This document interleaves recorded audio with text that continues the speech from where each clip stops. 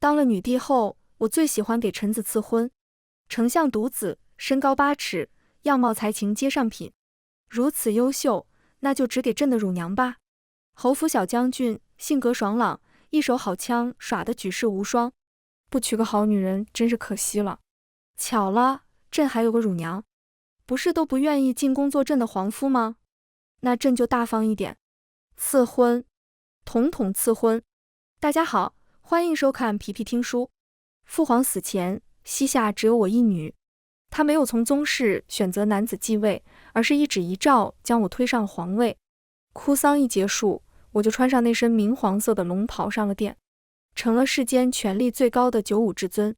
可上朝第一日，权力的滋味我是一点没尝到。满朝文武近100人，无一人对我俯首称臣跪拜。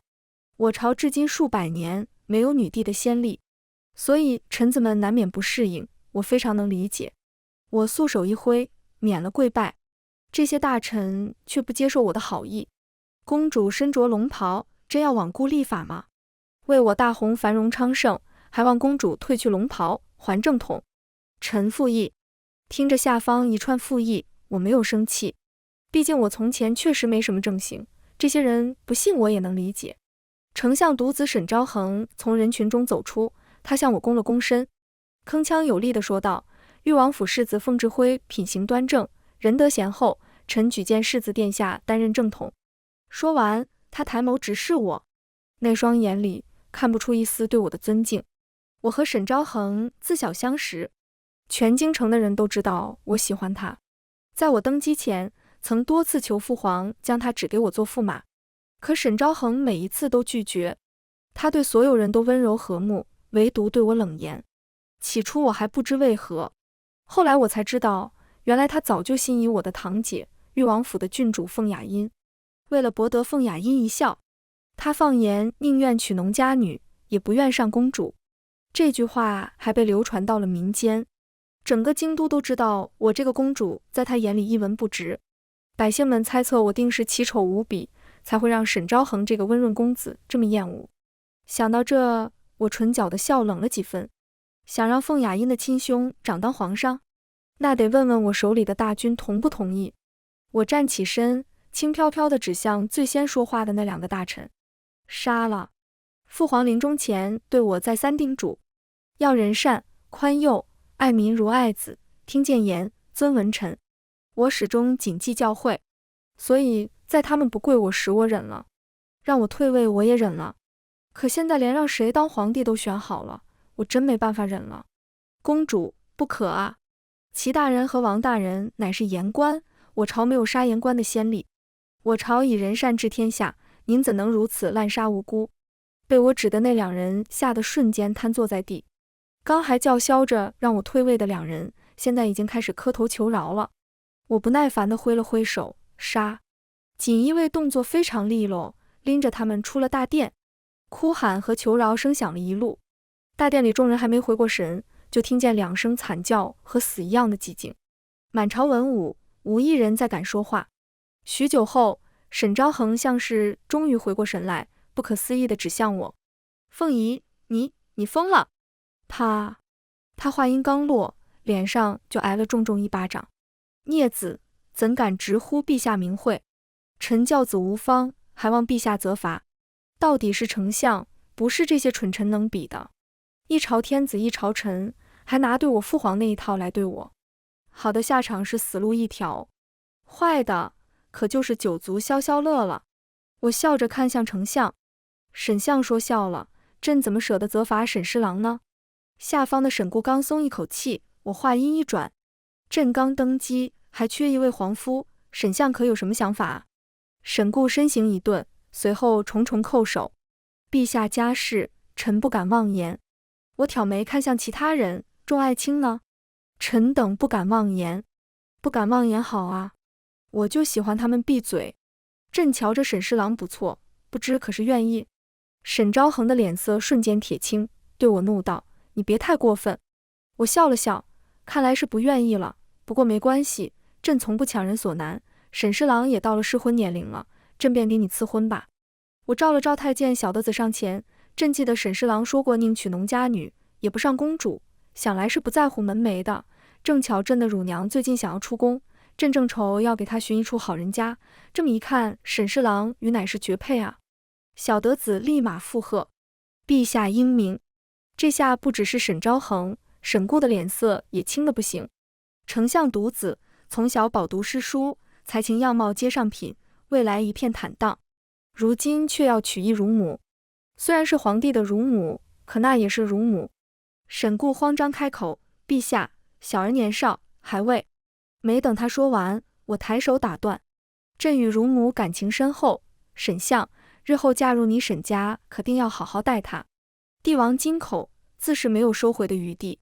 沈固跪在地上，声音带了丝咬牙切齿：“谢陛下赐婚。”至于沈昭衡，此时已经完全傻眼。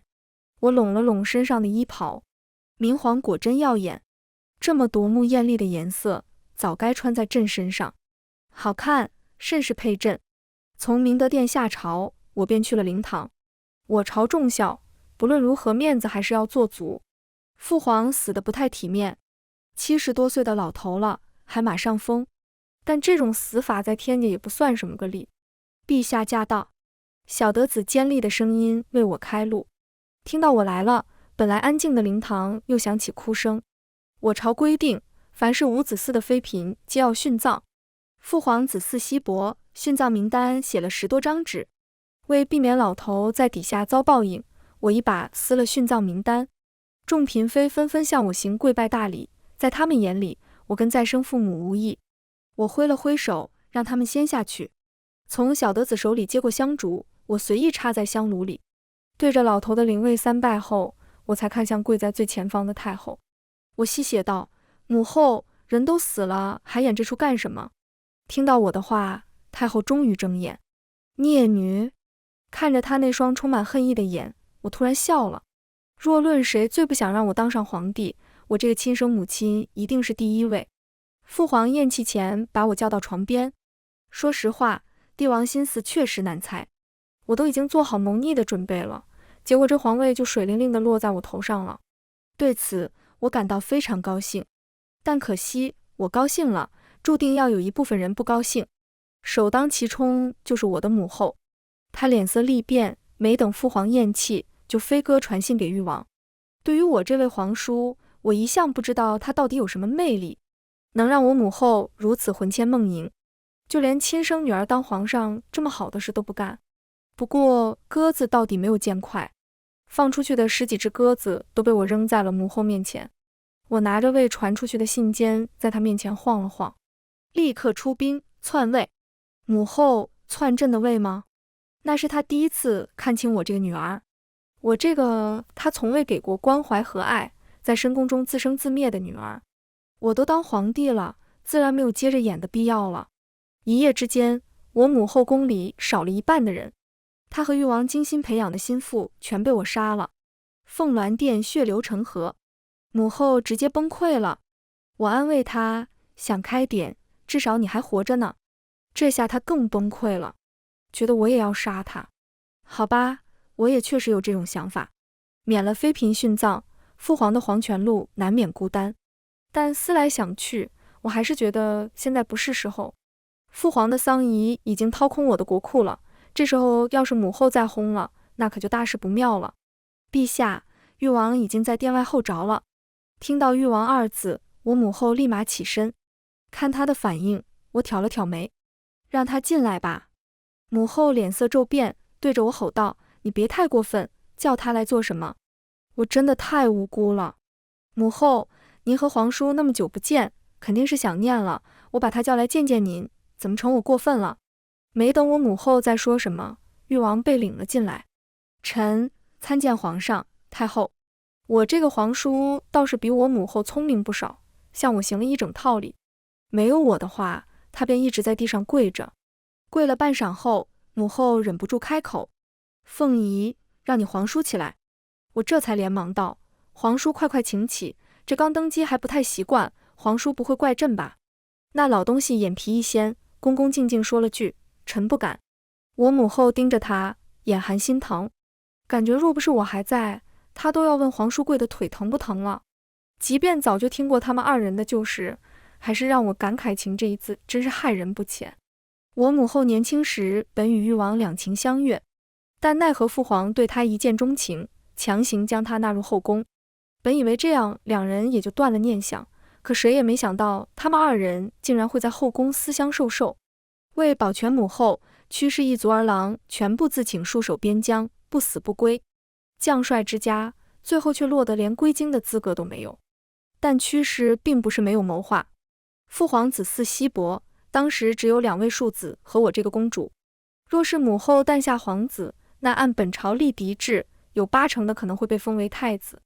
届时屈氏依旧有回京受封之路。屈氏所有的希望都放在了母后身上，她肚子也争气，没过多久就怀上一胎。5个月时，太医诊出是个男胎。父皇心情大好，特赦母族回京探望。就在所有人都盼着这个男胎诞生时，一副烙子汤让所有人的希望彻底落空。他落胎那日，我偷偷去看过。凤鸾殿叫声不断，他的脸像是地狱里的恶鬼一样惨白，可他却在笑。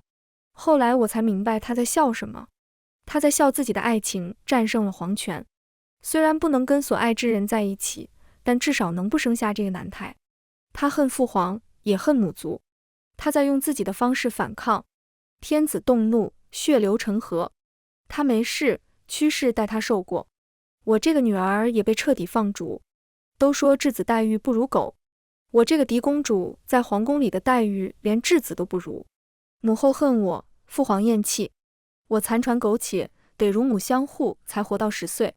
好在屈氏实在争气，都已凋零成那般，还能在边疆立功。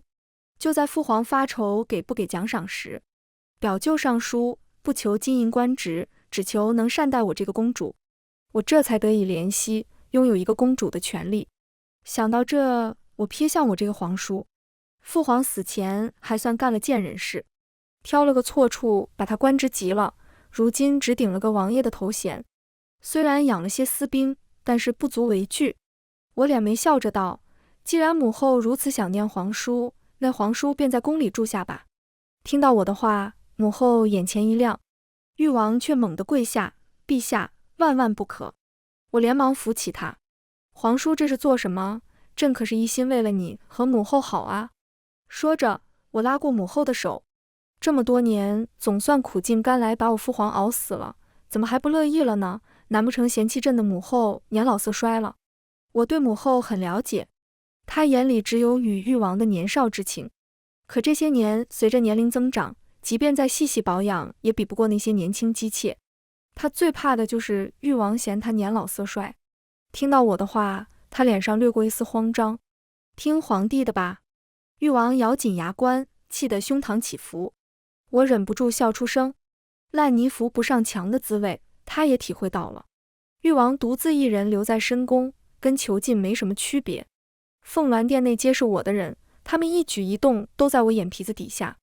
宫女刚刚来报，说我这个皇叔发了好大一通脾气，而我母后哭哭啼啼，反复质问还爱不爱他，把我皇叔脸都气绿了。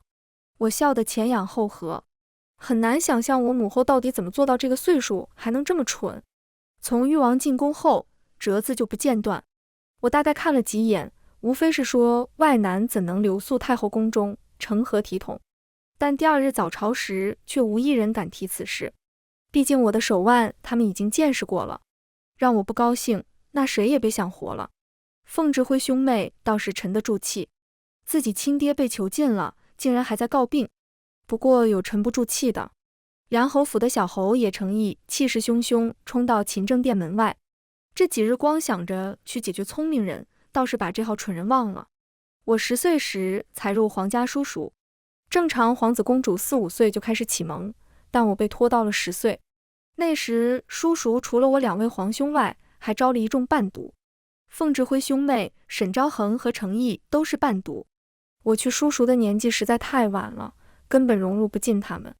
父皇对臣子仁善到纵容，所以这些伴读子弟从未将我这个不受宠的公主放在眼里。凤雅因才貌双全，又与我年龄相差无几，他们总爱把我俩放在一起比较。那时程毅最常说的话就是凤仪无才无德，无半点皇家公主典范，凤雅音才应该是真公主。小侯爷，您不能闯啊！门外小德子声音焦急。小德子从小就跟着我，虽说小时候他有个立志做9000岁的心，但我清楚他还是心善的。正如此刻，他还愿意去拦程毅。滚开！可惜了，程毅不领情，他风风火火闯了进来。在他进来的瞬间，我对着准备要割他喉的暗卫摆摆手。凤仪，你到底想要干什么？雅音都被你气病了。我的手顿住，有点后悔了，要不让暗卫直接把他割喉了吧？不过梁侯那边不太好交代，他好像就这一个儿子。你听见我说话了吗？还有沈兄，沈兄大才之人，就是上公主也绰绰有余，你竟然让他娶一奶母。听着程毅的话，我眼前一亮，差点把这事给忘了。我没理程毅，赵小德子将我那2位乳母叫来。深宫日子过得艰辛，最苦的时候我连口汤水都喝不上。我奄奄一息时，乳母割了自己的手放血，才让我活了下去。他们待我如亲子，没有他们相护，我绝对活不到今日。我得势后，金银府邸自是赏赐不少，但我这2个乳母没什么太大的爱好，就是在深宫熬了多年，没见过什么难色，如今得势之后，好点美色。沈昭衡才貌双全，当属京中第1贵公子，这种好东西当然要给我乳母享用。至于程毅，虽然蠢了点，但长得好，想必乳母也不会在意。等人到的功夫，程毅的嘴叨叨个没完，不是让我收回联姻，就是替凤雅音打抱不平。赶紧把誉王送回府，要不是御世子带着雅音去远山散心，雅音还伤心着呢。我掀起眼皮看了他一眼，这人蠢到让我都怀疑他是故意的。过了半晌，小德子带着2个嬷嬷赶到。嬷嬷，沈昭衡你们也见过，这小侯爷也算样貌顶尖，你们俩选吧。没等程毅反应过来，孙嬷嬷开口，久闻小侯爷一手好枪，绝世无双，奴婢早想一看了。我点点头，突然想到什么，对了，他刚才踹了小德子，废条腿不介意吧？孙嬷嬷摇了摇头。暗卫拎着剑悄悄出现在程毅身后。啊！惨叫声响彻勤政殿。在程毅的叫声中，我写下2道赐婚圣旨。虽说是乳母，但我也难免伤神。送他们出宫这日，我大手一挥，给了数百人作为陪嫁，侍女、管家、暗卫、太医。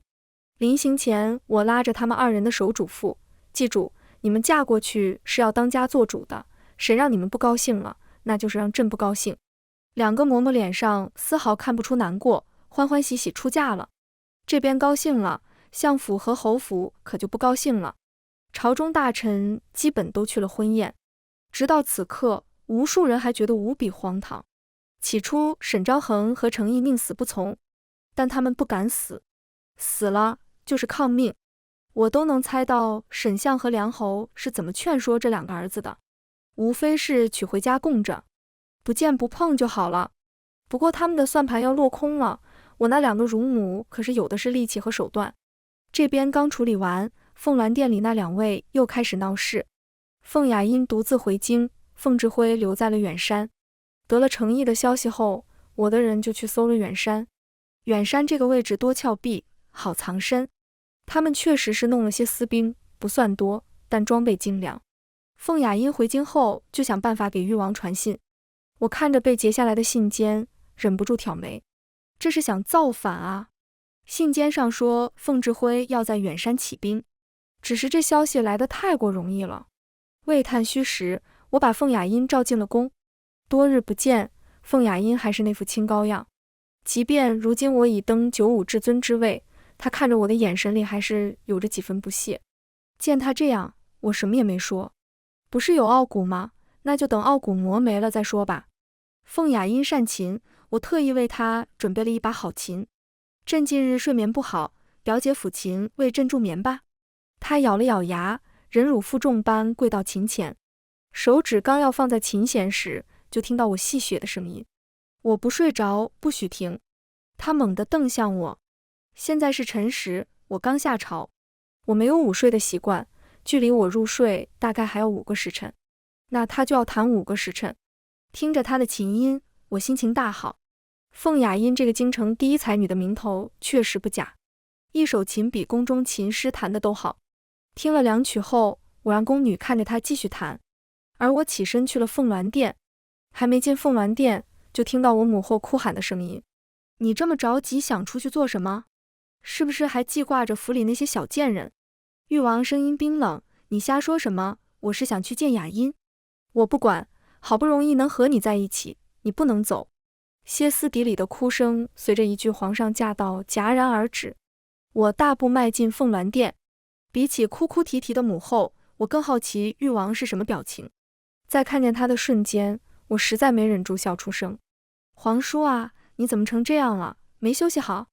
誉王已经年过半百，虽然保养得不错，可毕竟上了年纪，如今被我母后搓磨得眼圈乌青，嘴唇发白。听到我的调侃，他的脸色愈发难看。他冷哼道：“陛下，该放臣出宫了吧？”一提出宫，母后又急了：“哀家不允许你走。”誉王脸上闪过一丝气急败坏。蠢人真是不管放在敌方还是友方都大有用处。皇叔，朕今日来就是怕你太过私家，所以把雅音也召进了宫。听到凤雅音也在，那老东西用力握紧了拳。陛下这是何意？小德子替我回答了他。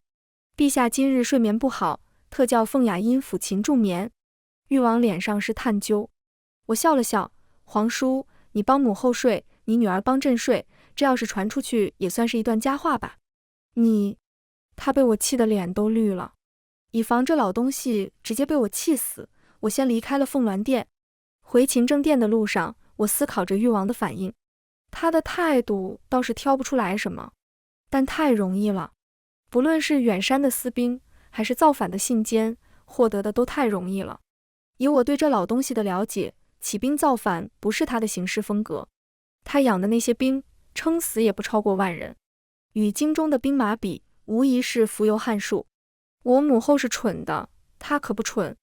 这么做只有一种可能，他的目的不在造反这上面。我让小德子传了一道密旨，既然他把戏台已经搭好了，那我也登台陪他唱一场。等我再回寝宫时，天已经黑了。凤雅音食指血红一片，脸色苍白，却还在咬牙坚持抚琴。见我进来，他像是在较劲一般，更加用力。傻子，就算食指全废了，又跟我有什么关系？宫女将宫外2个嬷嬷传进来的信笺打开，我看了一眼，对着凤雅音挥挥手：“表姐，别弹了，太难听了，来帮朕念一下信上的东西。”听到我的话，凤雅音像是受到了极大的侮辱，咬紧唇瓣走到我跟前，信笺上的字映入她的眼帘。她不可置信地盯着信笺，念啊：“沈昭衡与沈夫人以圆房后，沈昭衡日日留宿。”念到一半，她的眼泪夺眶而出：“凤仪，你欺人太甚！”她话未说完，我贴身嬷嬷一巴掌就扇了过去。凤雅音从小养尊处优，身体娇弱，一巴掌就将她扇倒在地。我站起身，一脚踩在她血肉模糊的手指上。啊啊啊！惨叫声从她口中传来。我勾了勾唇角：“表姐，这就叫欺人太甚了。朕觉得没有你纵容那些世家女，让朕学狗叫欺人太甚吧。”凤雅音晕了，我叫人把她泼醒，又包扎了一下手上的伤口，然后盯着她继续弹琴，直到我睡着后才让她停下。第二天一早宫门开，我就让人把她放出了宫。折磨她确实很有趣，但现在不是时候。受了这么大的欺辱，她定会去寻沈昭衡和程毅诉苦。凤志辉也是极疼这个妹妹，人在暴怒时难免做出什么不理智的蠢事，他们是不敢再舞到我面前了。不过这不妨碍他们敢造反。为了2位乳母的安全，我命他们回宫小住。和我预计的差不多，凤雅音出宫后第3天，远山兵变了。这跟我截获的信笺上所写的完全不是一个时间。凤志辉率领私兵一夜之间接管县城，打着清君侧的名义发动兵变。他这一起事，倒是号召不少认为女子不该登上皇位的朝中大臣。上早朝时，朝中官员少了一半，沈相和梁侯也告假。如今能来的，除了几个凤志辉留的眼线外，都算支持我的。下面的大臣为了派谁去镇压造反，吵得不可开交。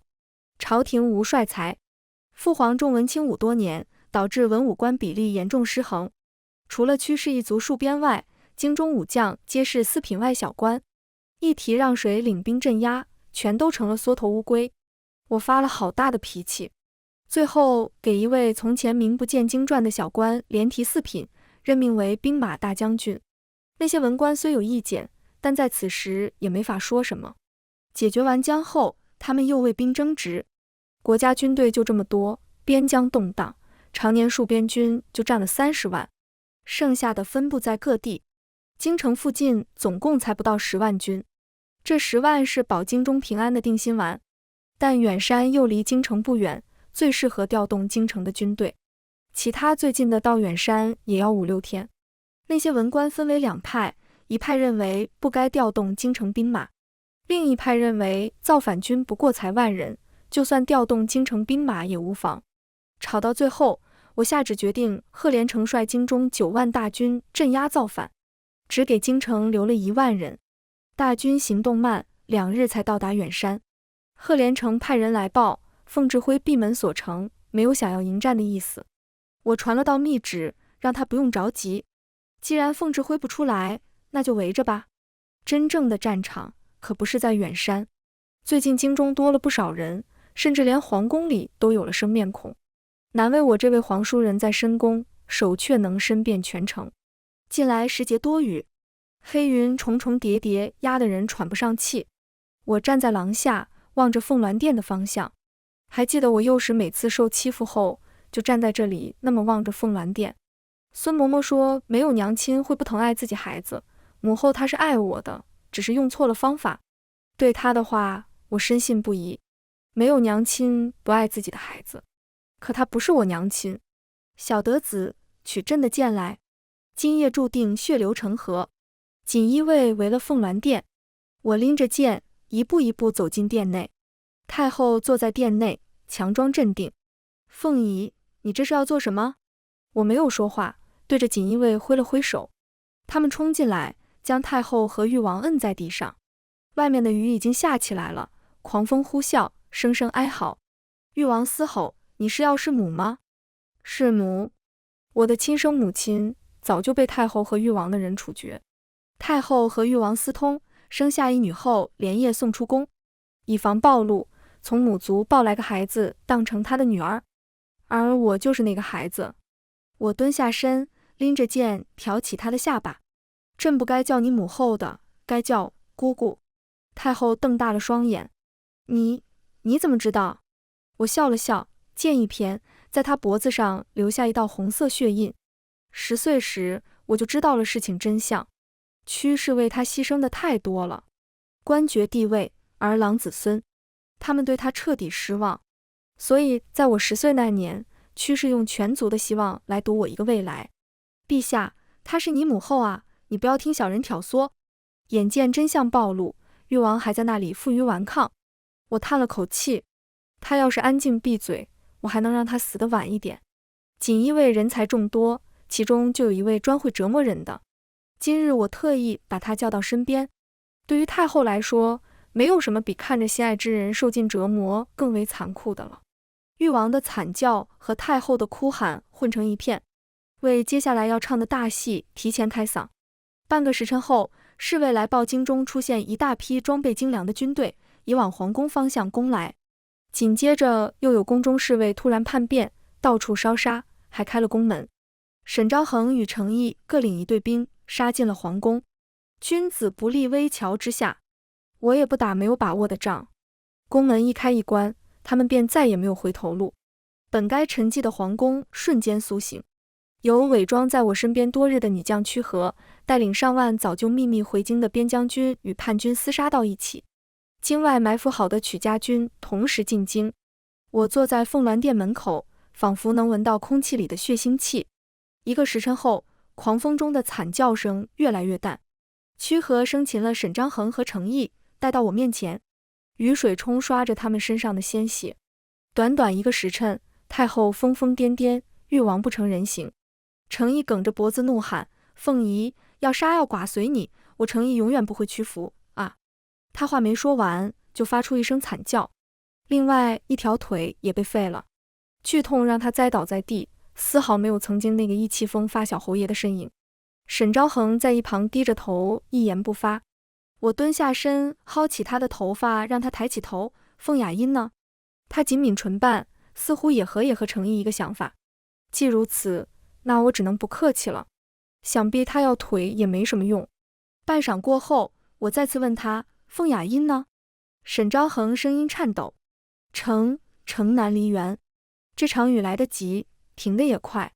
雨过之后，皇宫内又恢复往日秩序，所有工人全部出动，清扫血迹和尸体。